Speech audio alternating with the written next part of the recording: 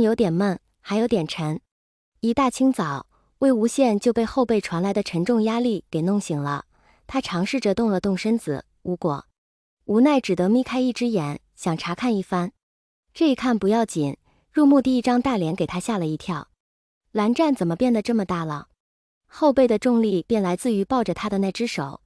平时他最喜欢的那双白皙纤细、温柔抚摸他的手，此时却变得巨无霸，像五指山一样，死死地压在他的身上，透不过气来。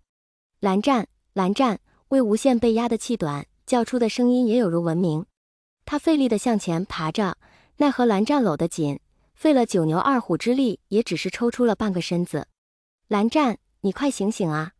他努力地伸着手，想去够蓝忘机的脸，将他叫醒。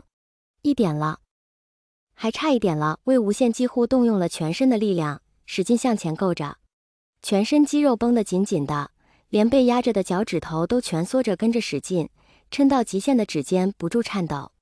只可惜还是差了那么丁点，终于还是体力不支，啪的一声倒了下来。许是他倒下的动静大了些，蓝忘机无意识地动了动，紧握的手有些松动。魏无羡趁机从中爬了出来，光着身子四仰八叉地坐在蓝忘机的胸膛上，狠狠喘着气，揉着压得发麻的腿，环视了一圈，才震惊地发现整个世界都变大了。一种极其不好的预感涌入脑海，不会是我变小了吧？眼睫毛上不断传来阵阵瘙痒，蓝忘机的意识从梦境逐渐归为现实，闭着的双眼徐徐张开，露出了那双淡色的琥珀眼瞳。小小羡此刻正骑在蓝忘机的鼻子上，一张小脸凑在他的眼帘旁，用着小手不停地扒拉着，细细地数着他那浓密的睫毛，嘴里不停地捣鼓着41、42、47。随着蓝忘机的睁眼，数到过半的睫毛，唰的一下子像翻上去，顿时清零，小小羡僵住了。下一秒，一张肉嘟嘟的小脸瞬间拉下来，震惊、愤怒、懊恼、委屈全部一股脑的涌了上来，好不精彩。看着眼前变化多端又极为熟悉的脸，蓝忘机极其自然地闭上了眼，半晌再次睁开，还没醒，接着又重新闭上了双眼，重复了几次，眼前的景象依然没变，蓝忘机才猛然醒悟，腾的一下坐起身来，哎呦！随着他的大幅度动作，原本稳稳坐在他脸上的魏无羡立即大呼一声掉了下来。还好蓝忘机动作迅速，赶紧伸手接住了他，不然这一下便有他受的。不过虽然手掌很软，但毕竟是从高空坠落，终究是摔得有些狠了。魏无羡艰难地爬起身来，揉了揉自己的小屁股，小脸揪揪在一起，一脸不开心。魏婴，你怎么变小了？看着自家道侣这副模样，哪怕是一向波澜不惊的蓝忘机，脸上也冒出了几分惊异。明明昨晚还好好的，怎么睡了一觉就变成这样了？我也不知道。魏无羡撇撇嘴，有些嫌弃地挠了挠头，想他堂堂1龄老祖魏无羡，竟在一夜之间缩小到巴掌大，不能忍，绝对不能忍。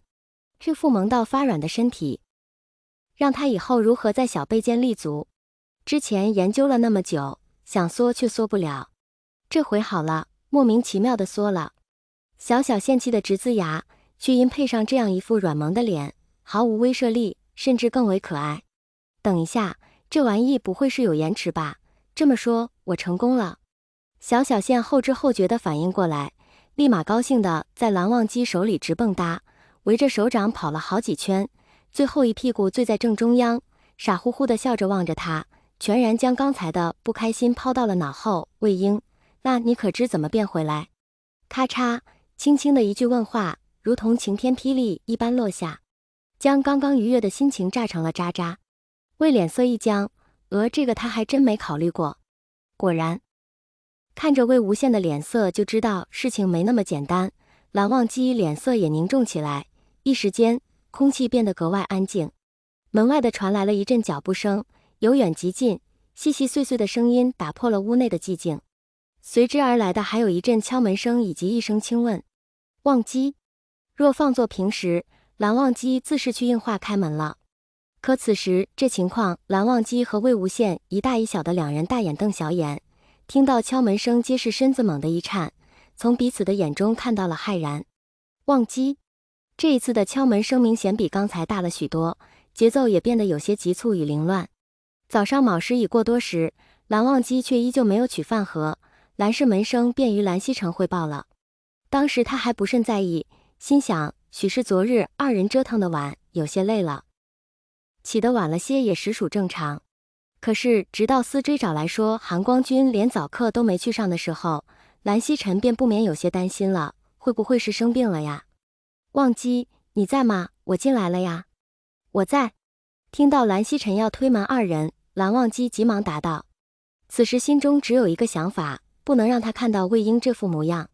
兄长稍等片刻。